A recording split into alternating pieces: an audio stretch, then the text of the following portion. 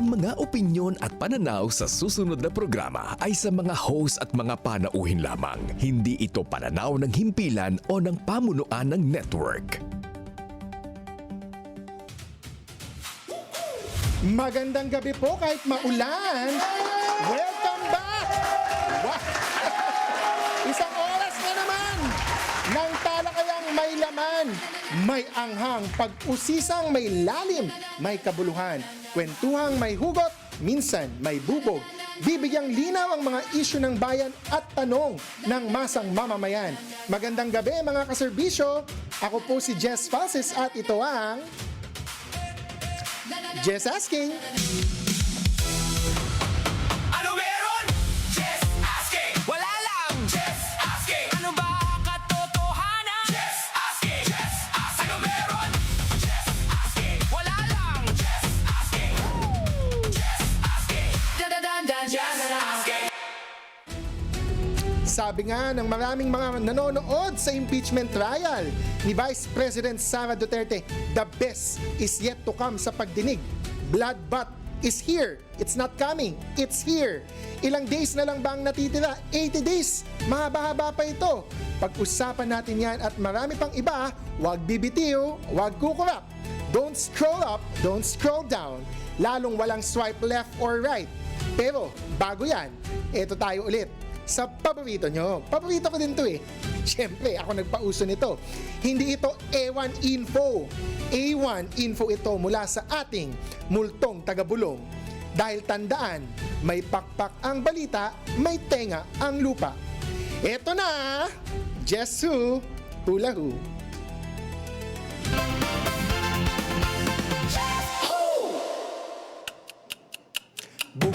Bugtong ng ating multong taga-bulong. The Who, itong si Long-Legged LL na sa sobrang nervyos at anxiety, missing in action na for 3 days sa trabaho dahil sa madilim na anunsyo noong weekend laban sa kanya at kanyang anak. Para ba kasing nagka-solar eclipse at dumidilim na ang kanyang mundo dahil never pa siyang nasampahan ng kasong kriminal. Ngayon, nakatutok talaga sa kanya ang barangay responder, BR. Dahil dyan, sobrang lungkot at sobrang nervyos daw ang inabot nito ni Long-Legged. Kaya umabsent siya sa trabaho for 3 days and counting. Okay? Hindi pa po siya nakikita. Yung tipong nervous breakdown ba ang level ng anxiety at ng lungkot? Sino itong si Long-Legged? Paganahin na ang mga utak. Mag-message na po at mag-comment sa aming mga social media accounts sa Instagram, Facebook, YouTube at TikTok sa @PRTV Prime Media. Jesu, hula na! Huwag bibitiw, magbabalik agad ang Just Asking. Wala lang. Just asking. Bakit mo tinatanong? Just asking. Just asking. Welcome back sa Just Asking! Live tayong napapanood sa free-to-air Beam Channel 31, Signal Channel 31 at sa YouTube. Kakapasok lang na balita kaya mag-e-extended hula ho tayo. Okay? Ito pong si Long-Legged. Akala ng mga tao, ngayon lang lumipad kasama yung kanyang anak. Pero August 2 pa pala lumipad. Yung isa, papuntang Dimsum. Yung isa, Land of the Dim Sum, no? Yung isa, papunta pong Pransya. Land of the Baguette. Okay, yung bread. Ang tanong, bakit magkaiba ng destination? Magkaiba pa ng flights. Yung isa ba mental health? Yung isa ba rest and recreation? O yung isa mayroong ibang mga aasikasuhin. Hindi po ito ang kanilang unang pinagdadaanan. Pero meron na po talagang mga pinagdaanan noon itong si Long-Legged. Kaso ngayon lang talaga siya under the microscope. Hindi po niya kinakayang maging under the microscope kasi lagi siyang on top. Usually top 1 po ito eh. Top 1 po ito sa mga paligsahan na pang-nasyonal. Kaso, ito sa pinaka-latest na paligsahang sinalihan niya, hindi siya nag-number 1 ang nag-number 1 ay isang Robin Hood. Oo, yung sa kwento ng Robin Hood stealing from the rich to give to the poor. Yun ang nag-number 1. So hindi siya nag-number 1 ngayon. Kaya hindi po siya sanay na hindi siya on top. Ngayon lang po siya na nalulugmok at lahat ng mata talagang nakatingin po sa kanya, hindi niya kinakaya. Kailangan po niya ng rest and recreation. Syempre, mental health is a human right. Especially doon sa makakausap natin mamaya. Human right advocate yan. At saka mental health is a priority of his political party. Pero balikan natin dito kay Long-Legged. Ang tanong, bakit ba hindi sila magkaroon ng parehong flight at parehong destination? Talagang ibang bansa. Yung kanyang anak at ibang bansa, etong si Mother, Long-Legged. Ang kanyang anak, anong clue sa kanyang anak? Mamaya magbibigay pa ako ng clue. Pero sa ngayon, ang kanyang anak ay isang little lion. Di ba? Roar. Mother ni Little Lion. Ito si Long-Legged ang mother. And syempre, matagal na talaga silang magkasama. Talagang close na close po sila. So yung pinagdadaanan po ng kanyang anak, yun ang pinagdadaanan ng ina. Hindi naman po pwedeng inaapi yung anak na hindi masasaktan ang ina. Pero yun nga, kung mag-ina po sila, bakit magkaiba ang kanilang flight at ang kanilang destination? Sa sobrang pagmamahal ni Long-Legged kay Little Lion, hahamakin po niya ang lahat para sa anak. Sino? Itong si Long-Legged na mother ni Little Lion. Ayan kayang-kaya nyo na yan.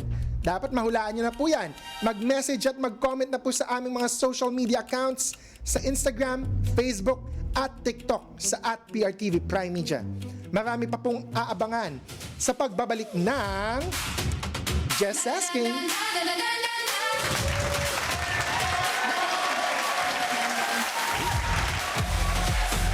Wala lang. Bakit mo tinatanong? Welcome back sa Just Asking. Live po tayo napapanood sa free-to-air Beam Channel 31, Signal Channel 31 at sa YouTube. Mga kaserbisyo, napakaswerte ko na naman sa ating ikatlong episode, isang bigating abogado, bigating congressman ang dumating. Kinatawan ng Akbayan Party List, the number 1 party list last year, no? Miyembro ng House Prosecution Team, isang cool dude with an attitude. Chill ka lang. Okay, ako children kasi ako Sino siya? Dito sa Just You and I. Just you and I. Aba, walang iba kundi si Akbayan Representative Chel Jokno.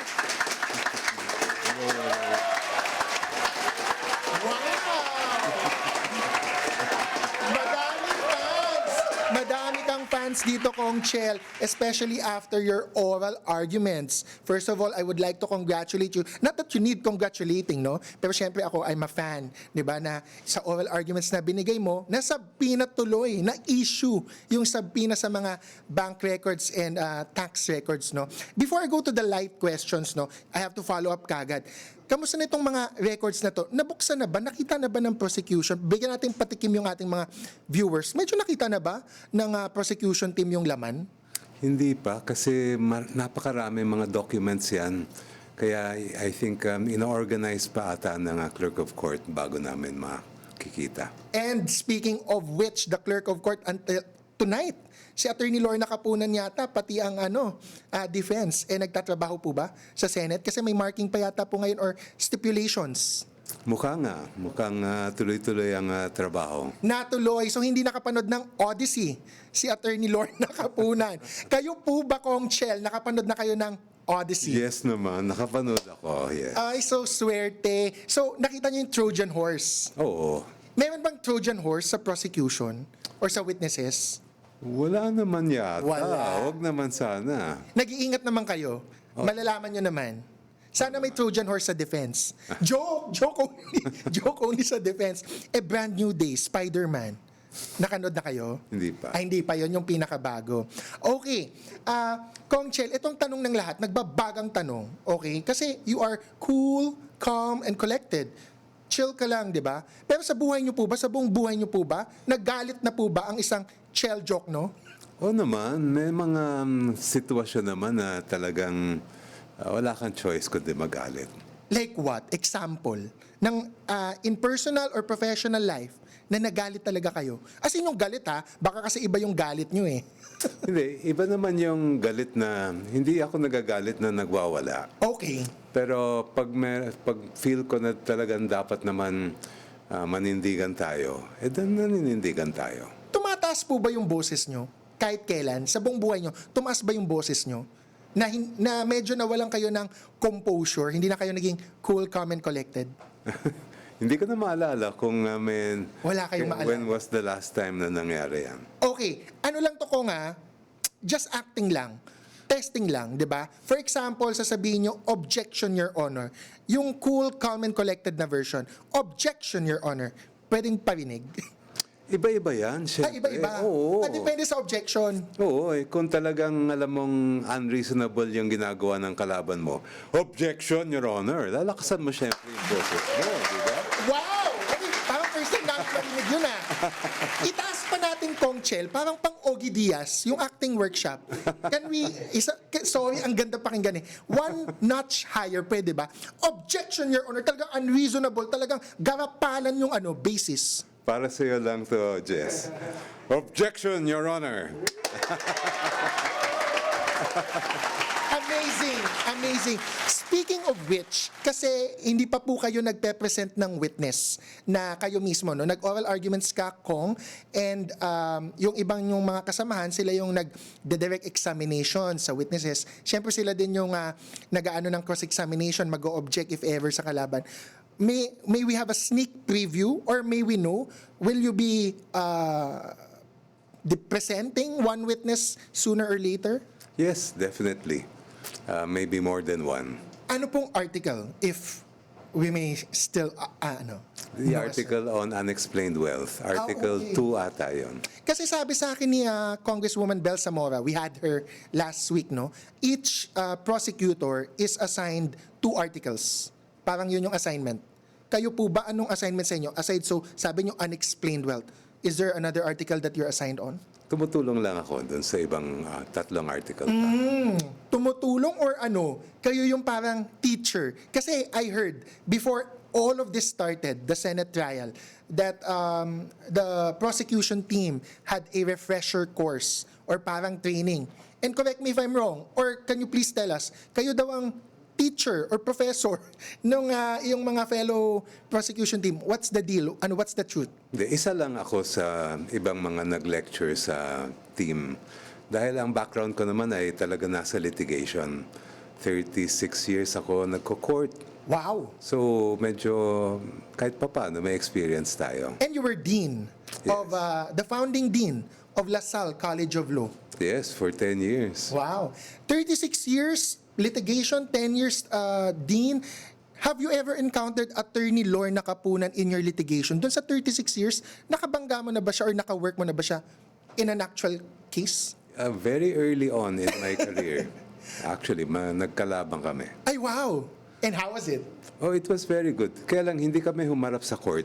Okay. Kasi nung pumunta sa akin yung kaso, nasa Court of Appeals na siya. So, puro mga exchange ng pleadings. Pleading. So, you would have seen how well she wrote. And she would have seen how well you wrote as well. I suppose. Although, yung opisina niya kasi marami silang mga partners and associates. Kami, maliit lang kami law firm noon. So, because nakatunggali mo na or nakita mo na yung pleadings niya before, you're not surprised with the reception she's getting or her performance this week, no? Kasi many people like me, I would see she's delivering like a master class or she's doing well this week as a prosecutor. What's your assessment? Are you surprised? I'm sure you're not surprised. No, there's a very small circle of litigators in our country. Halos lahat yan magkakilala. Kasi pag pupunta ka ng court, after a while, mamumukha mo naman kung sino yung talagang araw-araw nagpupunta sa court. Kung minsan, makikita kayo sa umaga sa Manila, sa hapon sa Parañaque. Dati, nung hindi pa masyado matraffic, lagari talaga yan.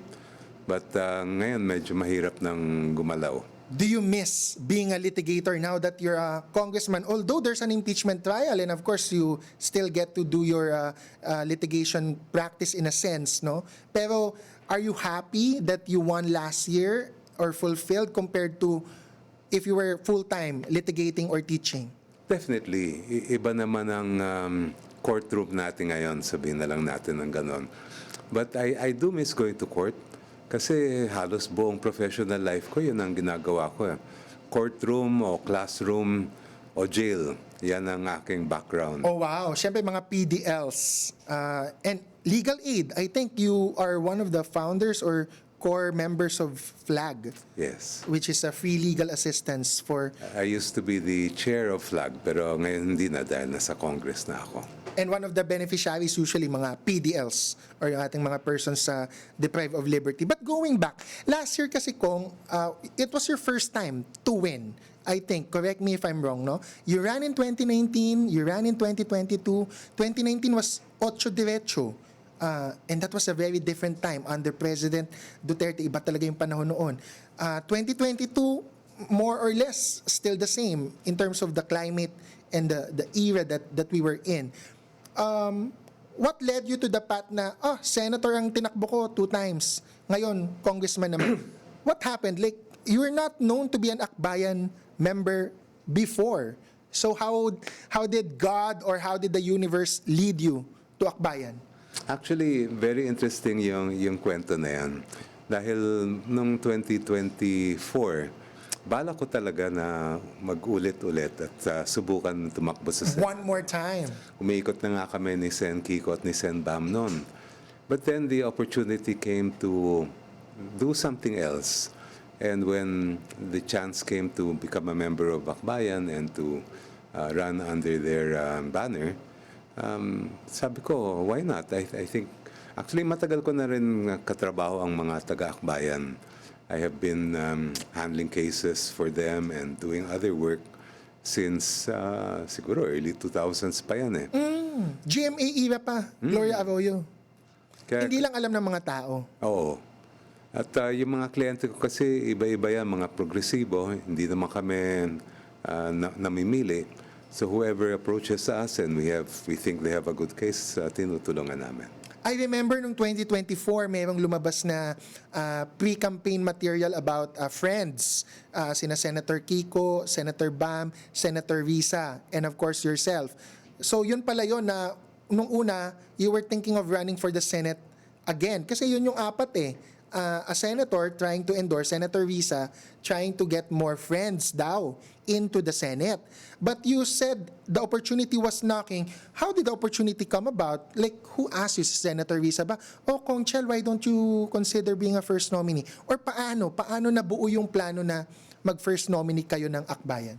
Actually, wala pa ngang ganon. Ang naging decision ko, una ay maging membro ng Akbayan. And to be a member of Akbayan, it's not that simple. Marami kang dadaanan na proseso. At the time na naging member ako, wala pa nga opportunity na maging nominee. But after, nung member na ako, the opportunity came, kasi di ba may na-disqualify yung pinakahuling party list. Oh yeah. Nakapasok si Kong Percy. Yes. Sendanya. Kaya nakapasok si Kong Before Percy. 2025 elections. Exactly. Kaya nung next election, qualified ulit tumakbo ang Akbayan. And that's when the opportunity arose. Okay. But sorry, if I may press, sino nag-isip? Like, did you say Senator Risa or whoever is the people in Akbayan who was making the decision? Ikaw ba nagsabi na, why don't I try mag-nominee? Or ibang tao ba, si Senator Risa ba ang nagsabi, why don't you try mag-first nominee? Actually, ang mga nag-uusap, yung mga anak ko, mga staff ko, at saka mga staff nila, Sen Risa at ng mga ibang mga taga-Akbayan. So it was something that just arose really from the ground. And it was a great idea. finally, we have you in Congress. Imagine kung hindi mo ginawa yung decision na yun, you are not a prosecutor right now for the impeachment. Same goes for Kong Laila de Lima, no? If she ran for senator instead, she wouldn't be there Yes. with you. But so going back to the impeachment, how is the mood with the prosecution team? I also asked Kong Bel Zamora this question last time. What is your personal assessment of how the prosecution team is doing in the first month or mga 4 weeks of impeachment so far? How is the prosecution doing? What grade would you give yourselves? Being a dean and a professor, what grade would you give the prosecution team and why? Well, first of all, the prosecution team is very upbeat. That we're in good spirits. So far, we're very happy with what's been happening. And marami pa tayong kailangan gawin, syempre. Pero it has gone more than what we have expected. Alam naman namin hindi madali ang mag-prosecute ng case, lalong-lalo na sa isang grupo na halos lahat ay hindi naman marunong talaga mag-prosecute. Because most of my colleagues have been in Congress for many, many years. So kahit na dati nakakahawak sila ng kaso, ay iba pa rin yung araw-araw kang nasa court. But despite all the challenges, I think we've managed to really bring this case to where it should be. How do you prepare personally for the impeachment and what time do you wake up? Kasi naiba yung schedule eh. 10 a.m. to 2 or 3 p.m. ang impeachment trial. May isang senator judge sabi, can we move it to 10:30 kasi traffic sa isang place, di ba? How do you prepare for the impeachment? I'm sure you prepared before it all started, but on a day-to-day grind, especially yung trying to adjust to what the defense is bringing out, or maybe some senator judges are doing, how do you prepare every day? Litigation really is all about preparation. To me, it's 90% of what you have to do is outside the courtroom. If you don't do your homework before you enter the courtroom, dehado ka talaga pag pumasok ka. Ilang oras ang tulog yan, Kong? Ay, Sa isang depende. taong tulad mo na, I'm sure nagpe-prepare talaga. Pag malapit na yung oral argument, halos kakaunti na lang ang tulog natin. It's just the same as what I would prepare if I were going to appear before the Supreme Court. Alam mo, Jess, palagay ko, yun yung pinakamahirap na recitation natin sa buong career natin bilang lawyer. Yung haharap ka sa 15 justice na kahit na anong tanong, pwede nilang ibato sa'yo. Oral arguments. Oral argument. I remember when I appeared doon sa Torre de Manila case, yan yung photobomber case sa Yes. Rizal Monument. Tinanong ba naman ako ni Justice Carpio? Sabi niya, nung binaril si Jose Rizal, and di ba he turned to face his executioners, saan siya nakaharap? Manila Bay? Sa Manila Bay. Or sa Torre de Manila? Sa loob-loob ko, Justice, ay hindi ko naman kayang sagutin yan. Hindi naman legal yan. Historian dapat yan. Oo. Mabuti na lang, sabi ko, Your Honors, the best person to answer this question is in the courtroom today, the head of the National Historical Commission of the Philippines. At nasagot naman niya yung tanong. Talaga, they can surprise you with questions, no? So you have to think on your feet and be prepared even before. But speaking of oral arguments, I remember, ang pinaka-natatandaan ko sa inyo, Kong, is yung sa Oplan Tokhang na oral arguments, which sobrang tagal na. So ako personally, ang gusto ko malaman, ano nang update doon? Kasi hindi naman kami nakakakuha ng pleadings or updates doon sa kaso. Is there any update on the constitutionality of Oplan Tokhang which you had an oral arguments? Wala pa rin eh. Hanggang ngayon, we've been waiting and waiting for the court to come out with that decision dahil tapos na yan. Tapos na yung oral arguments namin, tapos na lahat ng exchange of pleadings. Ang iniintay na lang natin yung mismong decision. Madami nag-aantay, especially with the ICC case. But meron tayong mga series of questions dito, Kong. Quick fire questions lang ha, just asking lang. Ito una, pork humba or lechon? Lechon. Ay, lechon. Walang kaaway yung isa sa humba. Para sa bayan o para sa bayad? Para sa bayan. Para sa bayan. Ano kasi, no, nakakatang twister eh. Para sa bayan, dapat ha. Flood control or high blood control? Flood control na may pananagutan. Ay, Dapat. Sorry, do you have maintenance? Do you have No, maintenance? no. Oh, okay, that's great. Walang blood control. Hindi kailangan ng blood control. Kalma lang o sugod ng sugod? Kalma pero kuminsan-minsan susugod naman tayo. Kapag kailangan. Kapag kailangan. Okay. Katotohanan o kaliwaan? Katotohanan. Kalaboso o absuelto? Ako, para sa akin, titingnan natin dapat ang ebidensya. Kung ang ebidensya ay sapat, di dapat makonvict. Bago tayo mag-break, malapit na tayo mag-break, just a quick question. What's your take on the granting of bail to Senator Bong Revilla? Kasi connected yan sa kalaboso o absuelto eh. Kasi ang dami nating gustong mapanagot. Ito na nga, nakukulong na sila. Pero nakapagpiyansa. So the evidence of guilt is weak. Di umano. Well, I think we have to look at the whole situation in that case kasi hindi naman unanimous ang naging boto dyan. Nag-dissent si Justice Miranda at mukhang maganda ang mga punto niya. Ngayon, palagay ko, hindi pa tapos yung issue na yan. At maaari pang either mag-recon or umakyat pa nga sa higher court. Move for reconsideration nga daw ang ombudsman ngayong araw lang. Okay, chill ka lang din ha, Kong Chelat, chill ka lang. Sure. Teka lang, baka nagkakalimutan na tayo, meron pa tayong last clue para sa ating hula who. Hindi ito ang unang matinding pinagdaanan ni Long-Legged ha. Noon, sobrang nalungkot na din siya at sobrang nasaktan na din siya noong natalo o nadaya siya sa isang pambansang kompetisyon para sa gantimpalang pilak or silver. For second place ha, hindi first place. Nakabangon naman siya mula sa pagkatalo noon. Pero ang tanong, makakabangon kaya si Long-Legged sa pinagdadaanan niya ngayon mula kay BR? BR ha, Barangay Responder. Sino itong si Long-Legged?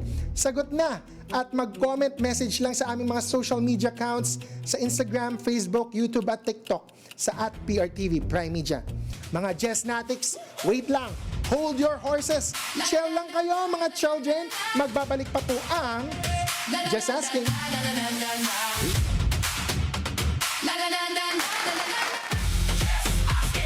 lang. Just asking. Bakit mo tinatanong? Just asking. Kasama pa rin natin ang Akbayan Representative Kong Attorney Chel Jokno. Magandang gabi ulit. Sulitin natin itong gabi ko. Kanina, ano lang yun, patikim lang yun. Akala mo, tough questions. Pero narinig ka na naming mag-object na galit. Aabangan ko yung objection mo in the actual trial kapag nangyari yun. Pero speaking of the impeachment, and kanina I mentioned your oral arguments which caused the issuance of the subpoenas for the bank records, etc. Of course, merong lumabas na splice video from one senator judge who is actually medyo quiet ngayon. Hindi siya masyado nagtanong this week, no? Because I assume of the heavy flack she got over the weekend. You had a statement about it. Eto, like question muna kong, nagalit ba kayo? What was your first response? Nung, I'm sure pinakita sa inyo, Kong Chel Jokno, ito yung merong pinost, ganun. How did you learn about it? And ano yung instinctive reaction nyo dun? Nashock ako. I never expected that that would happen, especially coming from a member of the impeachment court. Kasi para sa akin, klarong-klaro naman yung nangyari. Kitang-kita naman natin lahat. Nung nakita ko yung spliced video nga, sabi ko, bakit naman ganon?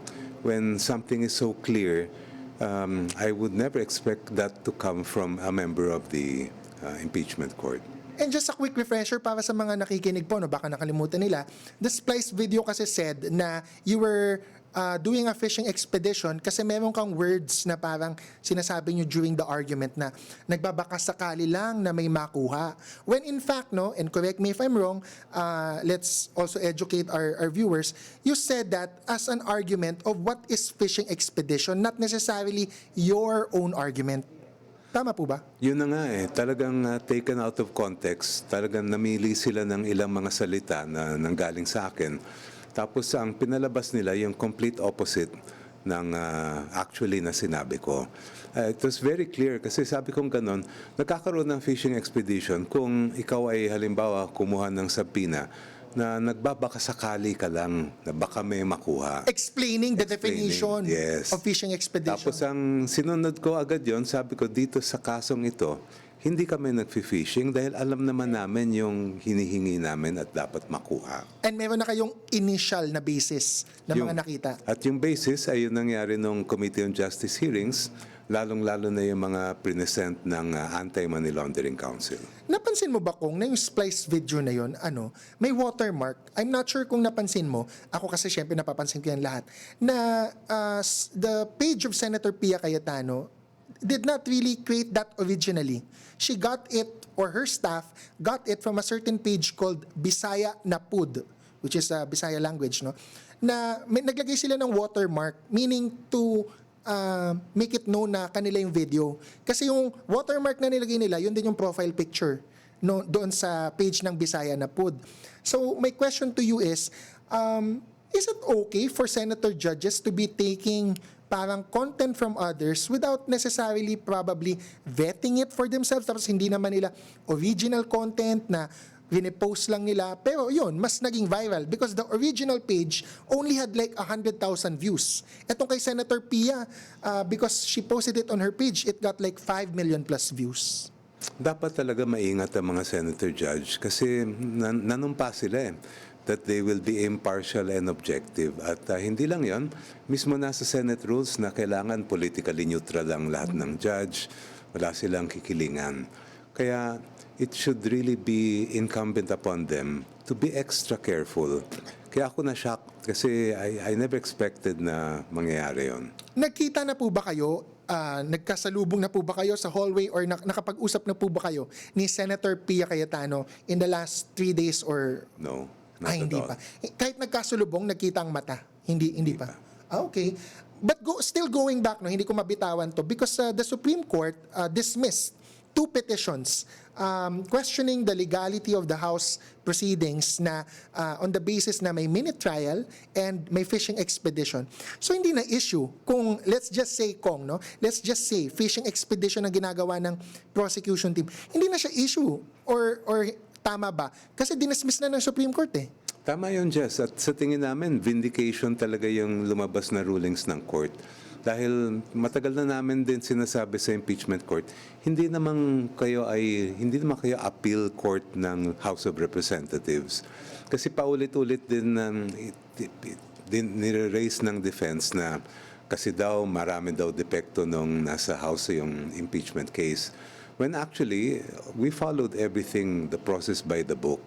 And now, they have no more cause for complaint kasi yung mga final nila sa Supreme Court ay dinismiss na. It means the Supreme Court did not believe their arguments.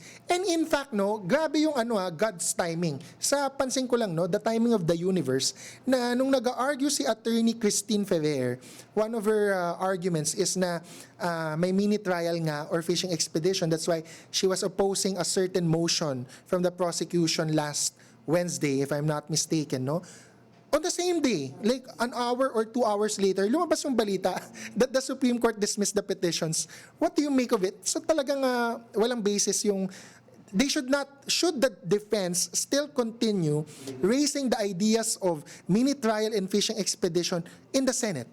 Palagay ko, gasgas na yan at wala na rin pupuntahan yon in my opinion. Okay. Now let's go to the confidential funds, which is the meat of this week, no? It seems like ang pinaka-debate this week is whether or not the Vice President misused, if not pocketed, the confidential funds and whether or not meron daw bang legal presumption na pinakit niya ito. Na because a certain demand was given and there was failure to liquidate on the part of the Vice President, meron ng presumption. So, ano po ba yung katotohanan dito? Because some senator judges are saying, Sara Duterte is not the accountable officer or hindi siya yung liable dito kasi may special disbursing officer daw na sila yung nakapangalan sa cheque, sila yung nakakuha ng pera, hindi daw si VP. Kahit na meron special disbursing officer bilang head of office or head of agency, siyempre may pananagutan din ang Vice President. And you have to remember that she signed several of the documents concerning the confidential funds, including yung mga certification about how it was used. So, hindi niya man yan pwede sabihin na lahat yon ay kasalanan lang ng Special Disbursing Officer dahil siya mismo ay may pirma sa ibang mga dokumento. In fact, para sa akin, di ba alam niyo na yung saying, the buck stops here. And as the head of office, especially the second highest office, the Vice President's office, dapat siya ang magpaliwanag. Siya ang sumalo kung ano ba talaga yung nangyari because she is ultimately the one who is responsible for that office. In a sense, parang command responsibility. Kasi ngayon, ang daming sinisisi si Pangulo, siya daw ang head of agency, so the buck stops with him. So the same argument should apply to the Vice President, I believe it should apply to every high government official. to every head of agency. Yes. Lalo na governor, mayor, may mga confidential funds din yan. Kung if we follow the logic of the defense or some senator judges, it means yung mga mayor, congressmen, mga mayor or governor, they can say, ay hindi, iba yung SDO ko eh. Tsaka para sa akin, yung sabi ng iba, di ba, confidential funds, wala naman yan eh. Normal naman yan at hindi naman kailangan i-liquidate. Actually, mali yun. Mas lalo ka pa nga dapat maingat pagka confidential funds ang pinag-uusapan.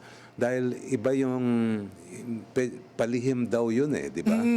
So the more you must be able to account for that to the people. And tama po ba, yung 1992 na circular about how to account for confidential funds, medyo mas absolute pa nun na confidential, yung 1992. It changed sa 2015 joint circular. Tama ba na isa sa dahilan bakit nagkaroon ng joint circular 2015, binago, nagkaroon ng latest version, is because may mga abusong nakita since 1992? Ang pagkaintindi ko, they really needed to make sure that maayos at pare-pareho ang pagtrato sa confidential funds. Kasi nga, ang nangyayari, parang iba-iba yung nagiging practice. And- That's why it's a joint circular. Yes. Kaya sabi ng iba't ibang ahensya, mula ngayon, ito na dapat ang patakaran natin. DBM, National Defense, COA, and I think 2 other agencies. Yes. But speaking of which, no, and this is a very viral counter-argument to the prosecution sa social media, no, or sa mga kababayan natin. Ang isang senator judge kasi sinabi, may word, or dalawa yatang senator judge, may word daw na words na or. Head of agency or the special disbursing officer ang accountable officer. Medyo legalistic, no? Kasi parang namamadal yung definition. Ang exact argument ng senator judge, the accountable officer daw does not have to be the head of agency because may word na or. The head of agency or special disbursing officer. What's your answer to that? I think we should never lose sight of common sense when we are interpreting laws and regulations. Para sa akin, hindi maiiwasan ng head of office na meron siyang accountability dahil siya ang head of office. At lahat ng dapat gumagalaw doon, lalong-lalo na kung ang pinag-uusapan natin ay hundreds of millions of pesos, ay hindi niya pwedeng sabihin na hindi niya alam. The buck stops with the Vice President and therefore she should be the one to be accountable and to explain how that funds were used. And sa aking research, no, pinintan nga din kita kong ng isang joint circular. So meron kaming copy dito po ng joint circular 2015. Sa aking pagbabasa dito, hindi totoo yung argument ng senator judge. Because ang definition dito, no, basahin lang natin, accountable officer refers to every officer whose duties permit or require the possession or custody of government funds and property and who shall be accountable for the safekeeping thereof. So yung sinasabi niyang argument na head of agency daw or special disbursing officer, wala dito. Alam niyo kung saan ko nabasa yung sinasabi niyang argument? Sa definition ng special disbursing officer. Ang sinasabi sa definition ng special disbursing officer, an SDO refers to the HOA, head of agency, or a regular employee. So mali. Kasi ang sinasabi niya, actually ito yung misleading talaga sa ilang mga senator judges who are acting like defense counsels. Parang pinapalabas nila, yung word na accountable officer has the word or. Walang nakalagay dito. It's actually about the special disbursing officer. So ang tanong ko dyan kung sa inyo as the prosecution team, what do you make of senator judges who argue for the defense, if not worse, parang sa splice video, create a misleading argument na parang sila pa yung nagpapahina sa kaso when in fact they're just supposed to assess and judge both arguments, not make the arguments themselves. Well, siyempre, nakakalungkot yun na sa amin na pananaw. But at the same time, it's not something that we did not expect. Kasi alam din natin na political exercise ang impeachment. So meron siyang legal aspects, pero meron din siyang political aspects. So that's something that in any kind of oral argument, yun ang isang pagkaiba sa court. At kasama din sa paghahanda dahil iba naman yung legal sa political. And a burning question din sa madaming mga nanood, no? Kasi may mga nakarinig na isang staff ng isang senator judge told the senator judge na, ipakontempt natin yan. I don't know if you've heard about this, no? Kasi merong isang witness, si COA Auditor Wamil, if I'm not mistaken, Roderick Wamil, attorney din siya. Parang nagkaroon ng sagutan di umano. He was being accused na he was being argumentative with a certain senator judge. Tapos yung staff ng isang senator judge, yung senator judge na yon, binubulungan yung senator judge na, ipakontempt natin yan, ma'am or sir, di ba? My question to that is, because medyo nangyari na yan nung panahon ni Corona and ERAP, no? But you had Senator Miriam Defensor Santiago noon. What would happen if a certain witness was cited in contempt? Para bang sa Senate hearing yan na they would be held in custody, or what would happen? Well, first of all, that ruling, if it's made by the presiding officer, pwede ang questionin ng any senator judge. Kung mangyari yun, kailangan magkakabotohan. Okay. So maaring ma-overrule ng majority yung naging ruling ng So, hindi presiding likely? officer. So it's not necessary na tuloy-tuloy na mako-contempt siya. Pangalawa ay iba ang contempt sa court proceedings sa contempt sa Senate inquiries in aid of legislation. Palagi ko, mas stricto pa nga ang contempt sa court. Because when you speak of inquiries in aid of legislation, there's much more leeway given to the Senate. Ang mga judge sa contempt of court sa court ay kailangan talaga yung mismong iniinsulto halimbawa ng witness yung judge o uncooperative, doon pwedeng mag-contempt.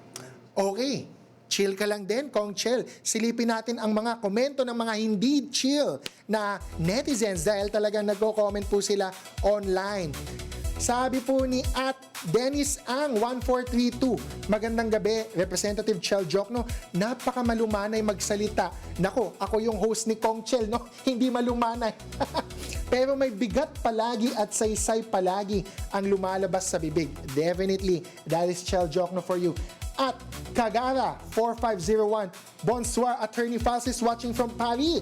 Oy, nandyan si long-legged, I think.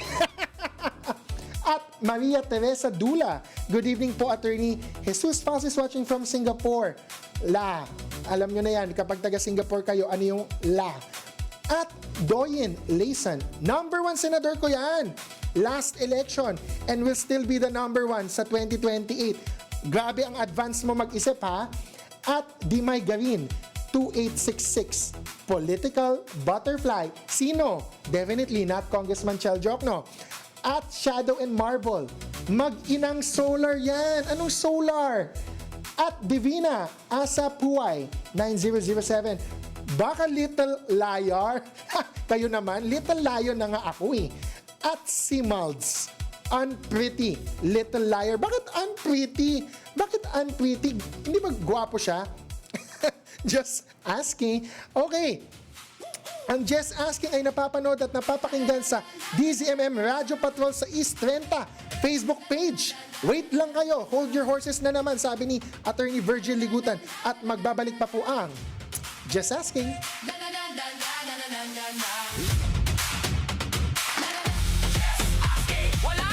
Just asking. Bakit mo tinatanong? Just asking. Just asking.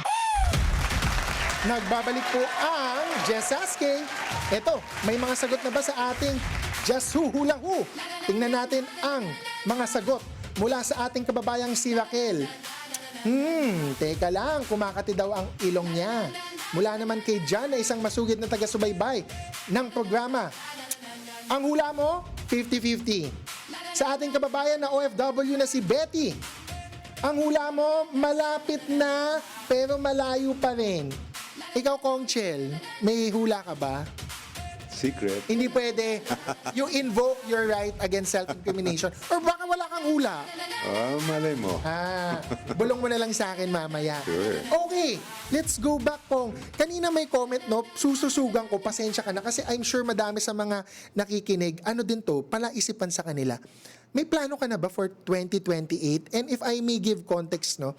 Syempre si Senator Risa is on her last term as a senator, and she's also from Akbayan Party List. You were the first nominee and now a sitting congressman of Akbayan.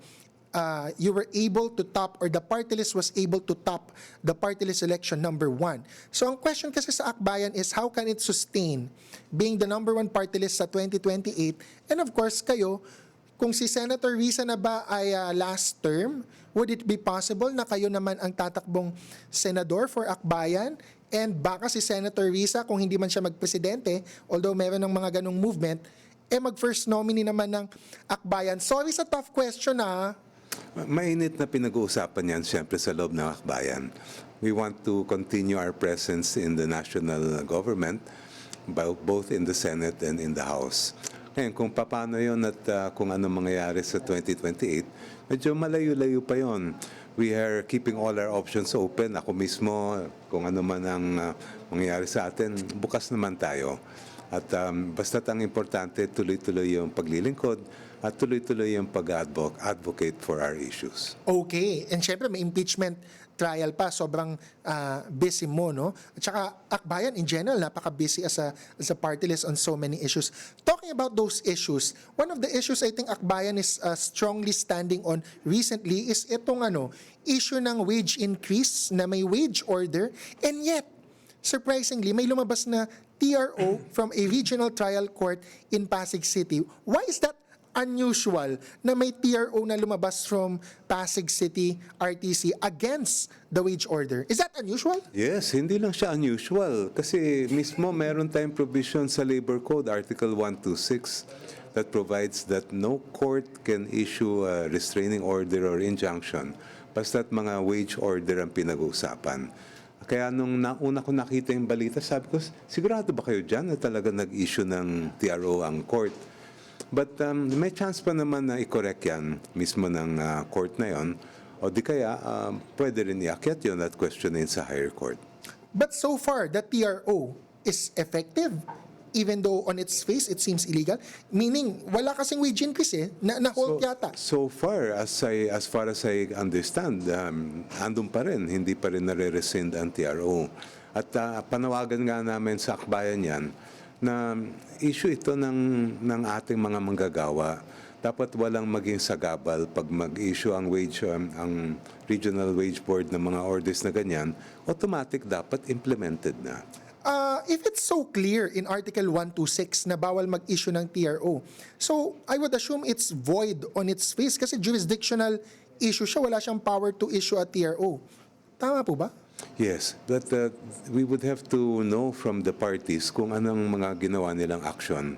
Dahil, siyempre, dapat agad-agad nilang i-raise yan either with the same court or sa Supreme Court. Okay. Ako ang masasabi ko na lang dyan, no? Ako lang naman to, hindi na ikaw, Kongchel, no? That seems like gross ignorance on the part of the RTC judge. Pasensya na, RTC judge, gross ignorance of the law.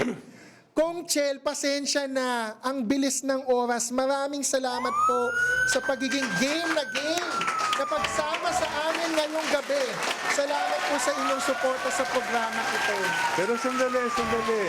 Shell ka muna.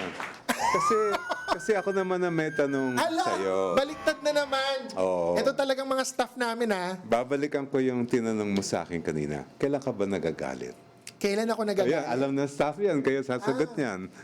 Kapag may flying ipis. As in, nagagalit ako kasi talagang yung gulat ko, tapos dadaan sa akin, my God! Pero takot din galit, takot. Talagang tatakbo ko nun. Pero kukuha ko ng spray. Tsaka ng Crocs. Pampatay. O yan, may nalaman na kayo na bago tungkol kayo. Naku, huwag niyo akong tataniman ng ipis Yan po ang isang oras ng kwentuhan, talakayan at pasabog na hula-hu. Hanggang sa susunod na linggo, ako po si Jess Falses at ito ang Just